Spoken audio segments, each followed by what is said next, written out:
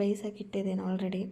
ತೊಗೊಂಡ್ಬಿಟ್ಟು ಅದಕ್ಕೆ ಬೆಳ್ಳುಳ್ಳಿ ಹಾಕಿ ಕಟ್ ಮಾಡಿದ್ನಲ್ಲ ಅದನ್ನು ಹಾಕಿ ಸ್ವಲ್ಪ ಚಿಲ್ಲಿ ಪೌಡರ್, ಒಂದು ಸ್ವಲ್ಪ ಉಪ್ಪು, ಮೆಣಸು, ಖಾರದ ಪುಡಿ ಇದೆಲ್ಲ ಹಾಕಿ ಚೆನ್ನಾಗಿ ಸ್ಮ್ಯಾಶ್ ಮಾಡ್ಕೋಬೇಕು. ಚೆನ್ನಾಗಿ ಅಂದರೆ ಒಂದು ಫುಲ್ ಅದು ಚೆನ್ನಾಗಿ ಆಲೂಗಡ್ಡೆ ಬೇಯಿಸ್ಕೋಬೇಕು. ಫುಲ್ ಇದಾಗಬಾರ್ದು, ಗಟ್ಟಿ ಇರಬಾರ್ದು. ಚೆನ್ನಾಗಿ ಬೇಯಿಸ್ಕೊಂಡು ಉಂಡೆ ಥರ ಮಾಡಬೇಕು. ಉಂಡೆ ಥರ ಮಾಡಿಕೊಂಡು ಸ್ಮಾಲ್ ಉಂಡೆ, ನನಗೆ ಚಿಕ್ಕ ಚಿಕ್ಕ ಉಂಡೆ ಸಾಕು ಅಂದ್ಬಿಟ್ಟು ನಾನು ಸ್ಮಾಲ್ ಮಾಡಿಕೊಂಡೆ.